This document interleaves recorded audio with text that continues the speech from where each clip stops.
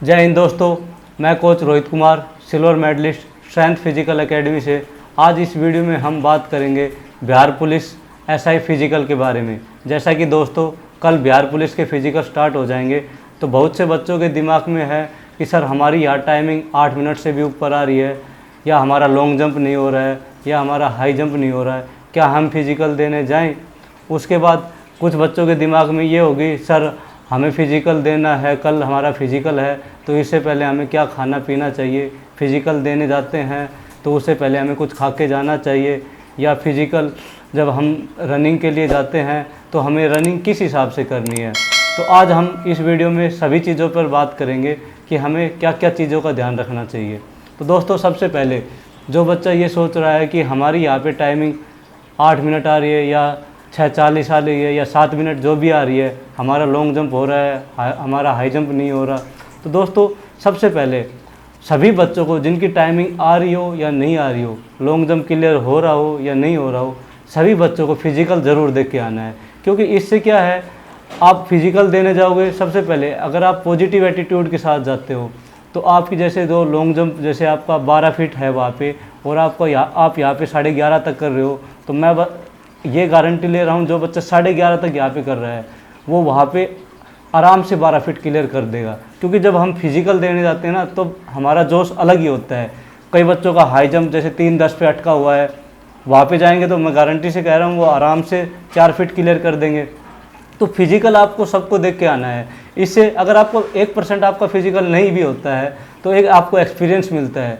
बाकी मैं सबकी आशा करता हूँ कि सब अपना फिज़िकल आसानी से क्लियर करके आएँ, और जो आपके घर वालों ने आपसे जो सपने सजो रखे हैं, मीन्स ये सोचते घर वाले सोचते हैं कि हमारा लड़का ये करेगा, जो उम्मीदें आपसे बना रखी है, आप उन उम्मीदों पर खरा उतरे।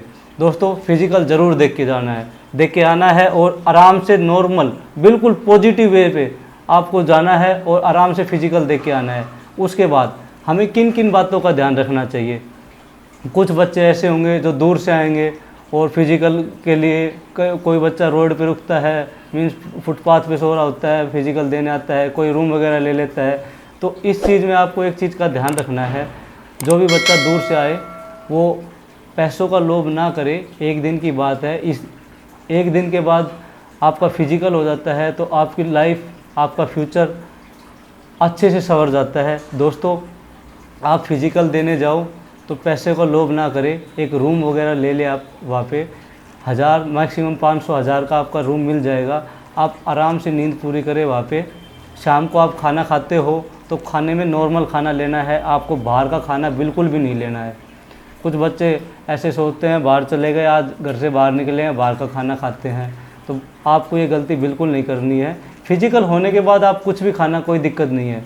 जब तक आपका फिज़िकल ना हो जाए क्लियर, तब तक आपको नॉर्मल खाना खाना है। रात को नॉर्मल खाना खाओ, सिंपल तवा रोटी खाओ, तंदूर रोटी बिल्कुल नहीं खानी है, आपको तंदूर रोटी खानी है। उसके बाद आप दूध वगैरह पी के आराम से सो जाओ। खाना बिल्कुल नॉर्मल होना चाहिए, मसाले वगैरह का नहीं होना चाहिए। दाल वगैरह या हरी सब्ज़ी वगैरह आप ये खानी है, ऐसी सब्ज़ी खाओ जिसमें मसाला कम हो, और तवे की सिंपल रोटी खानी है। और रात को जब सो तो दूध पी के आराम से सो। उसके बाद दोस्तों जब आप सुबह उठते हो तो सुबह जैसे आपका एंट्री टाइम 7 बजे है, तो आपको 5 साढ़े 5 बजे तक उठ जाना है। सुबह आप उठे, उसके बाद उठते के साथ आपको गुनगुना पानी 1 गिलास या 2 गिलास आप गुनगुना पानी पियो। उसके बाद 5-10 मिनट घूमो अपने इधर उधर, और आराम से फ्रेश होके और फिर फिज़िकल देने जाओ। आराम से निकलो, सभी डॉक्यूमेंट्स अपने लेके जाओ, जैसे एडमिट कार्ड वगैरह, ये चीज़ों का ध्यान रखना है। उसके बाद कुछ बच्चे सोचते हैं सर फिज़िकल देने जाएं, मतलब मीन्स फिज़िकल हम एंट्री कर रहे हैं, उससे पहले कुछ खा के जाएँ या नहीं खा के जाएँ।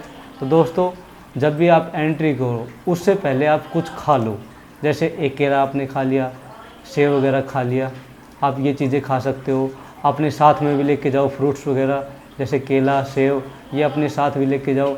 और ग्लूकोज और पानी की बोतल, ये 2 चीज़ें बहुत ज़रूरी है, ये ज़रूर लेके जाना। उसके बाद जब आप एंट्री करते हो तो एक चीज़ का ध्यान रखें, जैसे लाइन वगैरह लग जाती है वहाँ पे, तो कुछ बच्चे ऐसे होते हैं जो धक्का मुक्की करते हैं, तो आपको बिल्कुल भी धक्का मुक्की नहीं करनी है। बिल्कुल सावधानी से अंदर एंट्री करनी है। दोस्तों अगर ऐसे में आप धक्का मुक्की करते हो, आपको कोई इंजरी आ जाती है, तो आपका फिजिकल यही छूट जाएगा। जैसे कि कुछ बच्चों ने पिछली बार मेडिकल लगाया था और मेडिकल वालों को बाद में मौका दिया नहीं। तो आपको बिल्कुल भी ऐसी गलती नहीं करनी है जिससे आपको इंजरी हो और आपका फिजिकल ख़राब हो जाए।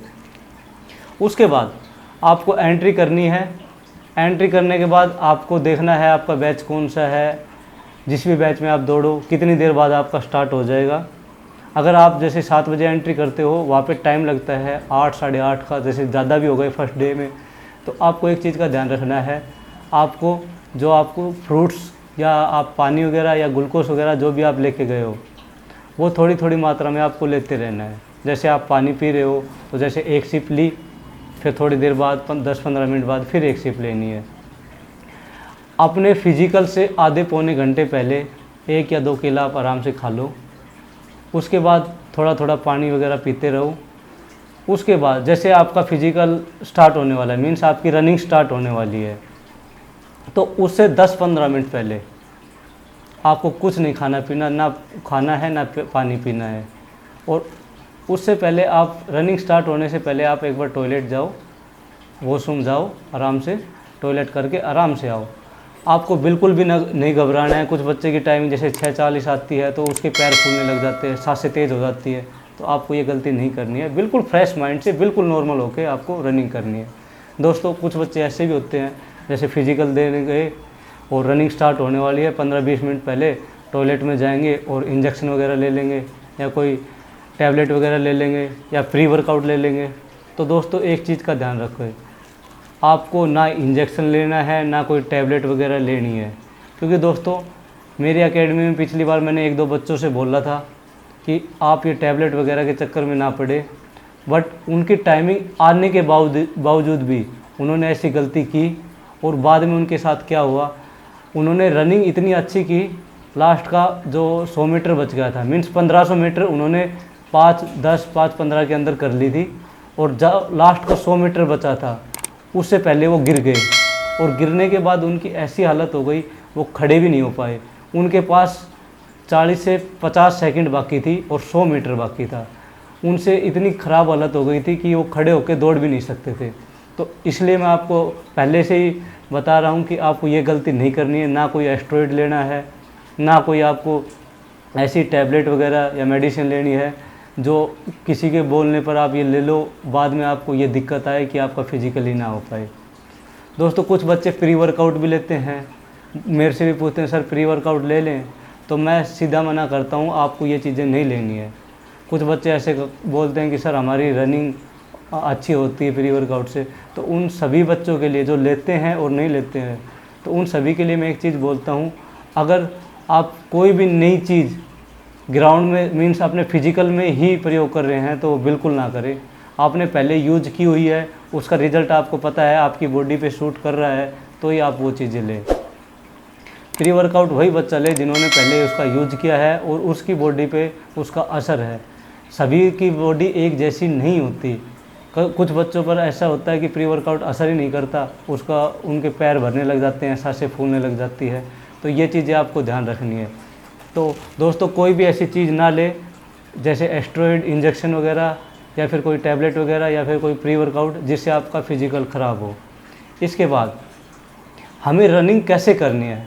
दोस्तों जब हम ग्राउंड पे जाते हैं तो बहुत से बच्चों के साथ क्या होता है, उनकी सांसें फूलने लग जाती है। जैसे उन्होंने बोला चलो फर्स्ट बैच खड़े हो, ऑन योर मार्क, लाइन पे खड़े कर देते हैं, तो उससे पहले बच्चों के पैर कांपने लग जाते हैं, कुछों की सांसें तेज़ हो जाती है।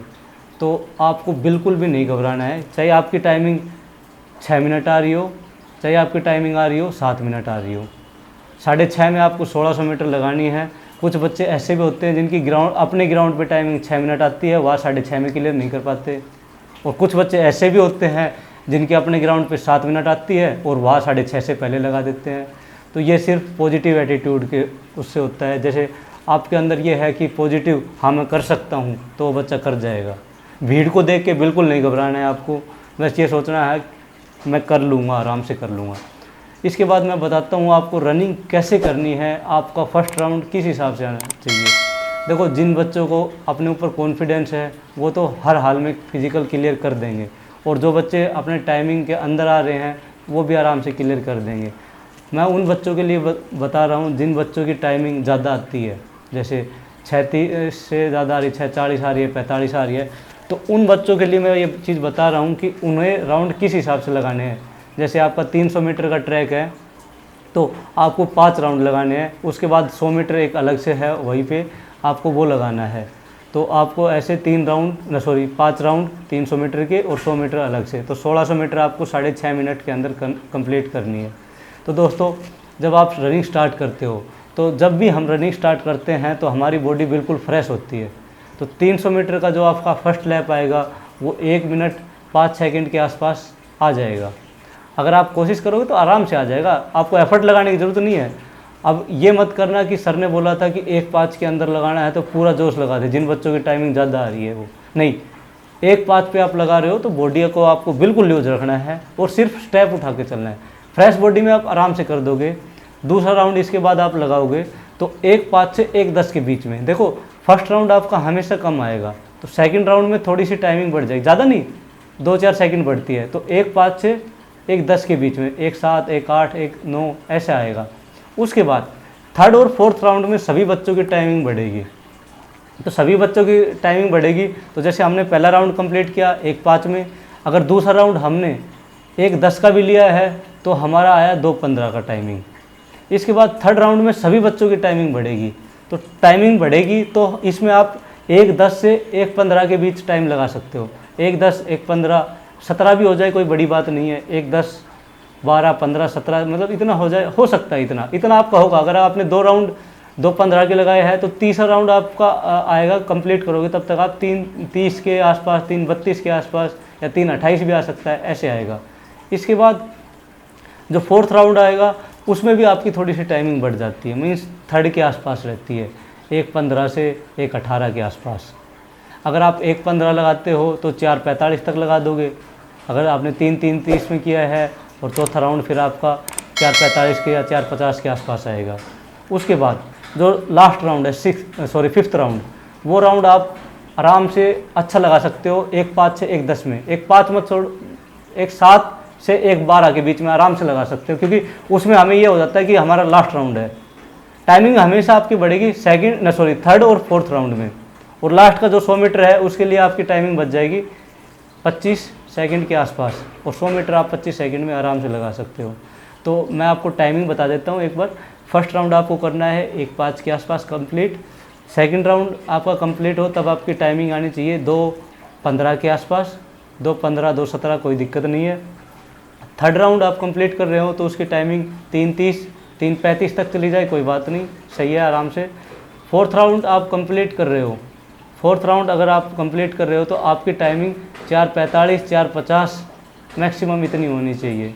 उसके बाद 4:50 से 4:55 भी चले गए ना तो कोई भी दिक्कत नहीं है।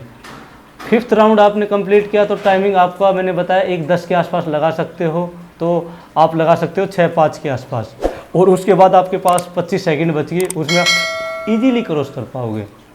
एक चीज़ का और ध्यान रखो दोस्तों, मैंने क्या बताया था कि जो बच्चा यहाँ पे टाइमिंग अपने ग्राउंड पे 6:30 लगा रहा है तो वहाँ पे उसकी टाइमिंग हमेशा कम होगी। तो ये चीज़ आपको ध्यान रखनी है। फिजिकल चीज़ देने जा रहे हो तो ये चीज़ आपको ज़रूर ध्यान रखनी है।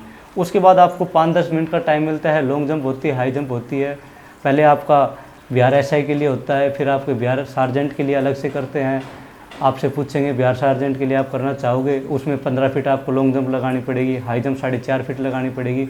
तो आपको बिल्कुल घबराना नहीं है। जो बच्चा जैसे आपका लॉन्ग जंप हुआ 12 फीट तो आपको सार्जेंट के लिए भी ट्राई करना है। 12 फीट लगा रहे हो, जो बच्चा यहाँ 14 फीट के आसपास लगा रहा है, 14, 14.5 लगा रहा है, वो वहाँ पे 15 लगा देगा। तो सार्जेंट के लिए भी ट्राई करना।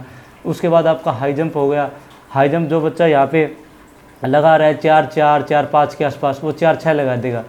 अब कुछ बच्चे बोलते हैं सर इतना फ़र्क कैसे हो जाता है। देखो, एक तो वहाँ पे प्रेशर होता है और प्रेशर में बच्चा हमेशा अच्छा करेगा। तो किसी चीज़ का प्रेशर पड़ेगा तो हमेशा आप अच्छा करोगे। दूसरी चीज़, वहाँ पे हाई जंप कैसे बढ़ जाता है, कुछ बच्चे ये भी बोलते हैं। सबसे बड़ी चीज़, जब आप यहाँ अपने ग्राउंड पे हाई जंप करते हो ना तो आपका जो क्रॉस बार होता है, हाई जंप का जो ऊपर वाला जो डंडा रखते हैं, वो आपका मैक्सिमम 10-11 फीट का होता है मैक्सिमम, और वहाँ पे आपको मिलेगा 13 फुट 2 इंच के आसपास। जो एक्चुअल होता है वो 13 फुट 2 इंच के आसपास होता है, वो मिलेगा आपको। जितनी आपकी चौड़ाई बढ़ जाएगी उतनी हाइट आपको कम लगेगी हाई जंप की। तो इसलिए मैं बोल रहा हूँ, जो बच्चा 4-4 4-5 कर रहा है तो वह 4-6 आराम से लगा देगा, और थोड़ा प्रेशर का भी हो जाता है। दोस्तों एक चीज़ मैं बताना भूल गया हूँ वीडियो में, जैसे मैंने आपको बताया, जो बच्चा फिजिकल देने जाता है, जैसे आपका फिजिकल आगे आने वाली 15 तारीख को है, तो आपको 12 तारीख के बाद वर्कआउट नहीं करना है। 13 तारीख को जाओ, मॉर्निंग में नॉर्मल जॉगिंग वगैरह करो, और उसके बाद 13 की शाम को रेस्ट करो, 14 को रेस्ट करो। 2 दिन आपको आराम से रेस्ट करने हैं और फिर फिजिकल देने जाओ। मैं गारंटी दे रहा हूँ, जो बच्चा फिजिकल की बाउंड्री पे था वो आके बोलेगा सर मेरा फिजिकल क्लियर हो गया। वो किस वजह से हो गया? एक तो रेस्ट लेने से उसकी मसल्स जो टाइट हो रखी थी, पेन वगैरह था, वो सारा चीज़ ठीक हो जाएगा और वो फिर अच्छे से एफर्ट लगा सकेगा। दोस्तों कुछ बच्चों को सीन पेन वगैरह की भी दिक्कत होती है, सर पैर में दर्द हो रहा है, पेन किलर ले या नहीं ले। तो दोस्तों एक चीज़ का आपको ध्यान रखना है, अगर ऐसा हो तो आपको एक दिन पहले ही शाम को पेन किलर ले लेनी है। जिस दिन आपको फिजिकल हो उस दिन बिल्कुल कुछ नहीं लेना है। ज़्यादा ही दिक्कत है तो पेन किलर लेना, पेन किलर ज़्यादा हैवी डोज मत लेना, डॉक्टर की सलाह से लेना।